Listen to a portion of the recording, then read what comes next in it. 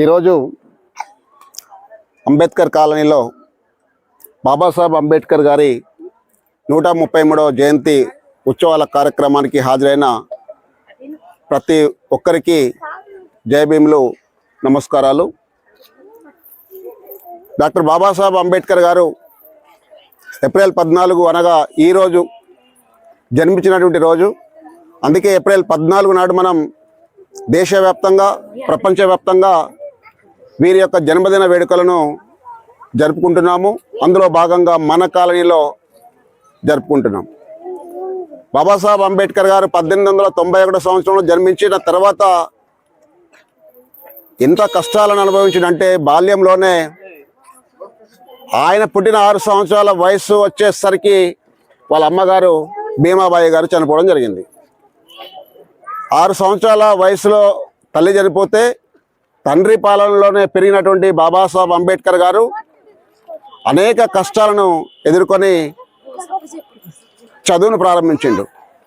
చదువుకుందామంటే పాఠశాలకు రానిచ్చే పరిస్థితి లేదు.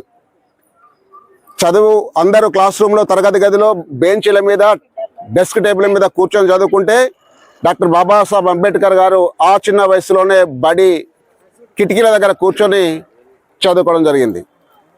తండ్రి ఒక సుబేదారుగా చిన్న ఉద్యోగం చేస్తున్నప్పటికీ వాళ్ళ సంతానం 14 మంది. 14 చివరి వ్యక్తి అంబేద్కర్ గారు. అప్పటికే తల్లి చనిపోయింది. ఈ చిన్న బాలుడికి బడికి పంపించాలంటే తల్లి లేదు. తనకు తోడ పుట్టిన 3 అక్కలు పెళ్ళిళ్ళైనప్పటికీ కూడా ఒక్కొక్క నెల ఒక్కొక్క అక్క వచ్చి ఈ బాబు యొక్క ఆలన పాలన చూస్తూ ఈ అబ్బాయి యొక్క విద్యాభ్యాసాన్ని కష్టాల కడలిలో కొనసాగించిండు. అలా చదువుకుంటున్న క్రమంలో ఎన్ని అవమానాలు ఎదుర్కొన్నాడంటే చెప్పలేనన్ని అవమానాలు ఎదుర్కొన్నాడు. అప్పుడే ఆయన కనిపించింది ఈ దేశంలో ఇన్ని అవమానాలు ఎందుకు జరుగుతున్నాయి, అసలు కులం అంటే ఏంది, అంటరానితనం అంటే ఏంది, అసలు నేను మనిషిని కాదా, కుక్క కంటే పందుల కంటే హీనంగా భారతదేశ ప్రజలని, స్త్రీలను, పురుషులను ఎందుకు చూడడం జరుగుతుంది, దీని వెనక ఉన్న కారణం ఏంది అని చెప్పేసి బాగా అధ్యయనం చేసిండు. సరే, ఆనాటి పరిస్థితుల్లో 18వ శతాబ్దంలో బాల్య వివాహాలు అధికంగా జరిగేవి. 16 సంవత్సరాల వయసు వచ్చేసరికి అంబేద్కర్ గారికి వాళ్ళ నాన్నగారు పెళ్లి కార్యక్రమం మొదలుపెట్టిండు. మాతా రమాబాయి గారు వయసు 9 సంవత్సరాల అమ్మాయిని వెతుకొచ్చి డాక్టర్ బాబాసాహెబ్ అంబేద్కర్ గారికి వివాహం చేశారు.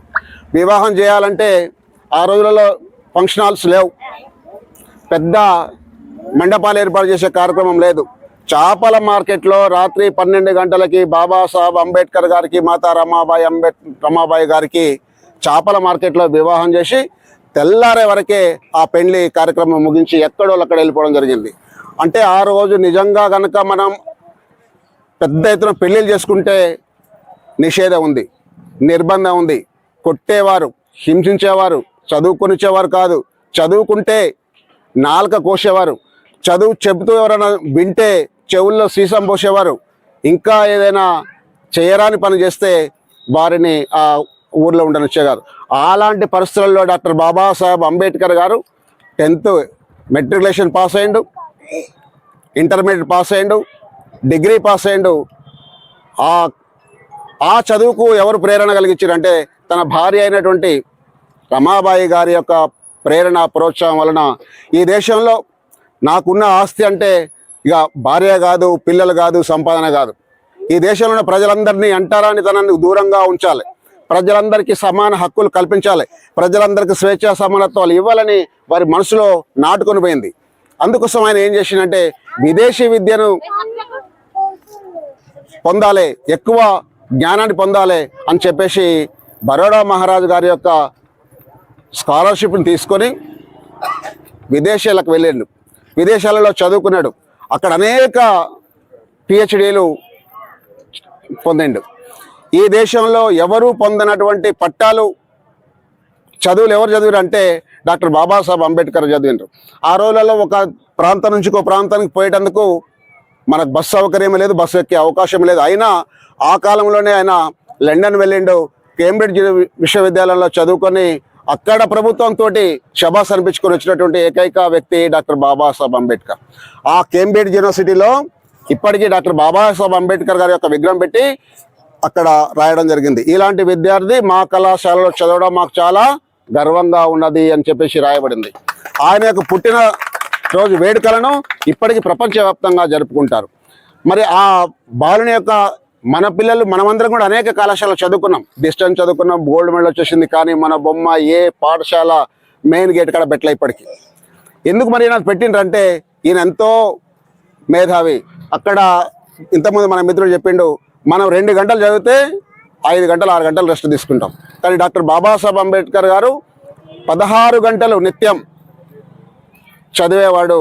చదివినటువంటి పుస్తకాలను బాగా గుర్తుపెట్టుకొని దాంట్లో నా జాతికి ఏం ఉపయోగపడుద్ది, నా జాతి బాగుపడాలంటే ఏం చేయాలి అనేటువంటి అంశాన్ని బాగా పరిగణలో తీసుకునేవాడు. అమెరికాలో కేంబ్రిడ్జ్లో చదువుకున్నప్పుడు ఆయనకు ఒక వింత అనుభవం ఎదురైంది. ఇక్కడనేమో ఎక్కువ కులపోడు, తక్కువ కులపోడు, డబ్బున్నోడు, డబ్బు లేనోడు, బీదోడు, ఆడోళ్ళకి పైన కూర్చునే అధికారం లేదు, కిందనే కూర్చోవాలి, స్త్రీకి స్వేచ్ఛ లేదు అనేది. కానీ అక్కడ మాత్రం అందరికి సమాన అవకాశం ఉండదు. ఈ దేశంలో ఇట్లా సమాన అవకాశం ఉంది, నా దేశంలో ఎందుకు సమాన అవకాశం లేదని చెప్పేసి డాక్టర్ బాబాసాహెబ్ అంబేద్కర్ గారు ఆలోచన చేసి అమెరికా నుండి భారతదేశం తిరిగి వచ్చేసిండు. భారతదేశం తిరిగి వచ్చేసి ఏదైతే బరోడా మహారాజు గారు ఇచ్చినటువంటి స్కాలర్షిప్ పొంది చదువుకున్నాడో వారికి ఒక అగ్రిమెంట్ ఉంది. ఆయన చదువు చదువుకొని ఇక్కడికి వచ్చిన తర్వాత నా రాజ్యంలో ఆయన ఒక 10 సంవత్సరాలు నా దగ్గర ఉద్యోగం చేయాలి, అలానైతేనే నీకు స్కాలర్షిప్ ఇస్తారు కండిషన్ ఉండే. వారు వచ్చి అక్కడ ఉద్యోగంలో చేరిండు. ఆ ఉద్యోగంలో కూడా అందరూ కూడా అగ్రకులాల వాళ్ళు ఉండేది. మంచినీళ్ళు తాగనిచ్చేవారు కారు, ఫైల్స్ తీసుకొచ్చి టేబుల్ మీద ఎత్తేసేవారు, చెప్పితే వినేవారు కారు. లాస్ట్కు ప్యూన్, అటెండర్ కూడా డాక్టర్ బాబాసాహెబ్ అంబేద్కర్ గారిని అవమానపరిచే విధంగా చేస్తే ఆ ఉద్యోగాన్ని తృణప్రాయంగా వదిలేసి ఆయన బయటికి రావడం జరిగింది. ఈ విధంగా అనేక అనేక అనేక అనేక కష్టాలు పడిన డాక్టర్ బాబాసాహెబ్ అంబేద్కర్ గారు బ్రిటిష్ వైస్ రాయ్తోటి కొట్లాడి నా దేశానికి స్వతంత్రం ఇస్తున్నావా ఇస్తలేదా తర్వాత సంగతి, నా బడుగు బలహీన వర్గాల ఎస్సీ ఎస్టీ బీసీ మైనారిటీ ప్రజలకు మీరు ఇచ్చే హక్కులేందో చెప్పని చెప్పేసి భారతదేశ తరఫు నుంచి కొట్లాడినటువంటి ఏకైక వ్యక్తి డాక్టర్ బాబాసాహెబ్ అంబేద్కర్. కాబట్టి అలాంటి గొప్ప వ్యక్తి మనం సాధించుకున్నటువంటి మనం పొందుతున్నటువంటి హక్కులన్నింటినీ భారత రాజ్యాంగ రూపంలో మనకు రాసే అవకాశం బాబాసాహెబ్ అంబేద్కర్ గారికి రావడం, ఆ రాజ్యాంగాన్ని రచించేటందుకు చాలా మందిని మేధావులు నియమించారు. 7గురిని పెద్ద పెద్ద మనుషులు నియమిస్తే ఒక్కరొక్కరుగా నిష్క్రమించారు. చివరికి మిగిలింది డాక్టర్ బాబాసాహెబ్ అంబేద్కర్ గారు ఒక్కరే.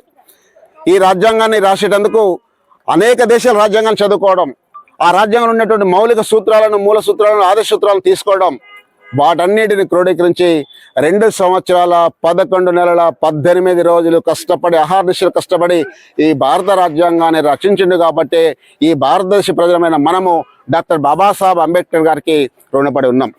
ఆ రాజ్యాంగంలో పొందుపరిచిన హక్కులను మనం ప్రతి ఒక్కరు అనుభవిస్తున్నాం. ఇక్కడ ఉండబడినటువంటి ప్రతి స్త్రీ పురుషుడు ప్రతి కులానికి అతీతంగా మనం ఉండగలుగుతున్నాం అంటే డాక్టర్ బాబాసాహెబ్ అంబేద్కర్ గారు ఇచ్చినటువంటి రాజ్యాంగ ఫలితం. నేను ఈరోజు ఇక్కడ ఈ విధంగా నిలబడి మాట్లాడగలుగుతున్నాను అంటే నాకు అంతకుముందు ఉన్నటువంటి ఆ రాజ్యంలో స్వేచ్ఛ లేదు. ఈరోజు బాబాసాహెబ్ అంబేద్కర్ గారు ఇచ్చినటువంటి భారత రాజ్యాంగ ఫలితంగా నేను ఇక్కడ నిలబడి మాట్లాడగలుగుతున్నా, ఈ విధంగా ఉద్యోగం చేయగలుగుతున్నా, స్వేచ్ఛగా నేను ఇల్లు నిర్మించుకొని ఇక్కడ సూర్యాపేటలో ఉండగలుగుతున్నా. అంటే ఎన్నిటికీ కారణం డాక్టర్ బాబాసాహెబ్ అంబేద్కర్ గారు రచించినటువంటి భారత రాజ్యాంగమే. మరి ఆ భారత రాజ్యాంగంలో ఉండబడినటువంటి అన్ని హక్కులను పొందుతున్న మనం నెక్స్ట్ ఏం చేయాలి? రాజ్యాంగంలో ఉండబడినటువంటి హక్కులన్నిటిని మనం తెలుసుకొని మళ్ళీ ఏం చేయాలి? మన పిల్లలందరినీ విద్యావంతులు చేయాలి. డాక్టర్ బాబాసాహెబ్ అంబేద్కర్ గారు ఎంత గొప్ప చదువులు చదివినారో మన పిల్లల్ని కూడా అంత గొప్ప చదువులు చదివించాలి. చదివించినట్లయితే చదివిస్తే జ్ఞానం వస్తుంది, తర్వాత ఉద్యోగం వస్తుంది, తర్వాత ఆర్థికంగా అభివృద్ధి చెందుతాం. కాబట్టి మనకు ఏకైక వృత్తి లక్ష్యము చదువు ఒకటే. కాబట్టి ఈ దేశంలో ప్రతి వాడవాడలో డాక్టర్ బాబాసాహెబ్ అంబేద్కర్ గారి యొక్క జన్మదిన వేడుకలు ఈరోజు ప్రపంచవ్యాప్తంగా జరుగుతూ ఉన్నాయి, దేశవ్యాప్తంగా జరుగుతూ ఉన్నాయి. సూర్యాపేట పట్టణంలో ఉన్న 2 పెద్ద విగ్రహాల దగ్గర వేలాది మంది విద్యావంతులు, రాజకీయ నాయకులు, స్త్రీలు, పురుషులు వచ్చేసి ఘనంగా జన్మదిన వేడుకలు జరపడం జరిగింది. అనేక మంది కేకులు కట్ చేయడం జరిగింది. ఇదే కాలనీలో ఈ సంవత్సరం ఇంత గొప్పగా ఇక్కడ కేక్ ఏర్పాటు చేయడం, ఇక్కడ బాబాసాహెబ్ అంబేద్కర్ గారి గురించి చెప్పే అవకాశం కల్పించడం, ఆ మాటలు వింటేందుకు ఇక్కడికి వచ్చినటువంటి స్త్రీ పురుషులందరికీ కూడా మరి ఇక్కడికి వచ్చి బాబాసాహెబ్ అంబేద్కర్ గారిని తెలుసుకోవడం చాలా గర్వకారణంగా ఉంది. ఈ యొక్క కార్యక్రమాన్ని ఒక్క అంబేద్కర్ కాలనీలో కాదు, సూర్యాపేటలో ఎన్ని అంబేద్కర్ కాలనీలు ఉన్నాయో, ఎన్ని అంబేద్కర్ నగర్లు ఉన్నాయో, ఎంతమంది ప్రజలు ఉన్నారో వాడలా జరుపుకోవాలి. ఇక్కడ నిర్వహించినటువంటి నిర్వాహకులు ఎవరైతే సురేష్ గారు, రాజు గారు వగేరా వగేరా ఉన్నారో వాళ్ళందరికీ, నిర్వాహకులందరికీ ధన్యవాదాలు తెలియజేస్తూ నాకు ఈ అవకాశం ఇచ్చినందుకు ధన్యవాదాలు తెలియజేస్తూ ముగిస్తున్నాను. జై భీమ్, జై భీమ్, జై భీమ్. అంబేద్కర్ పుట్టినరోజు మనందరికీ పండుగ రోజు. అంబేద్కర్ పుట్టినరోజు, అంబేద్కర్ పుట్టినరోజు, అంబేద్కర్ పుట్టినరోజు. భారత రాజ్యాంగం వర్ధిల్లాలి, భారత రాజ్యాంగం, భారత రాజ్యాంగం. జై భీమ్, జై భీమ్, జై భీమ్.